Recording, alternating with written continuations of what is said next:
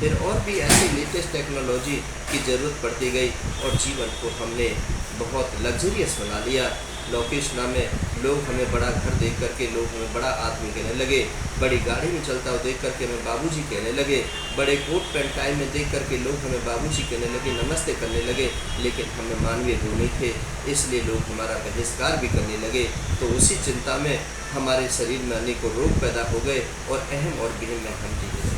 साथियों, ठीक इसी प्रकार से वित्तेषणा कि पहले जब बच्चा पैदा होता है तो वो पूरा कागज़ होता है, उसे किसी पैसे की ज़रूरत नहीं होती है।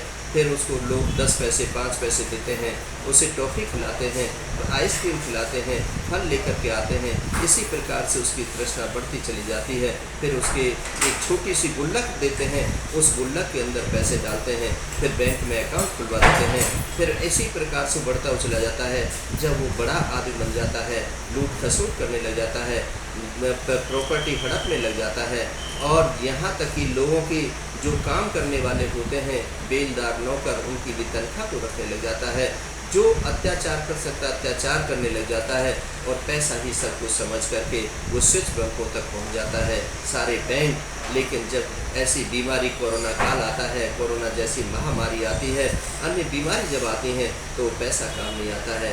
फिर सिर्फ यही आता है कि क्या कोई ऐसा पुण्य कर्म किया था जिससे कि मैं बच जाऊँ। साथ ही उसने पुनीत कार्य करो। ये वित्तेषणा, लोकेशना, कुत्तेषणा तीनों ही दुख का कारण है। जिसने भी इन ऐषणाओं में काम किया है वो आदमी दुखी रहा है, उसको सुख नहीं मिला, शांति नहीं मिला। इसलिए साथियों में निवेदन करता हूँ कि इसको अच्छी तरीके से समझ लीजिए। इस संसार में कोई नहीं है, अपना वही है जो अपना कर्म है। बोया पेड़ बबूल का तो आम कहाँ से खाए, ज़मीन में जब बोते हैं वही हमें प्राप्त होता है।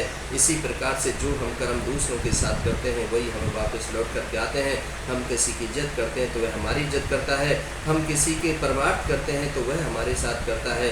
इसलिए सरल बनिए, सहज बनिए, उदार बनिए, कृपालु बनिए और एक बहुत अच्छा इंसान बनिए। यहाँ भौतिकवाद की ज़िंदगी में रह करके आप बहुत कुछ बन सकते हैं, बहुत कुछ कर सकते हैं, लेकिन साथियों जीवन को सफल नहीं बना सकते हैं।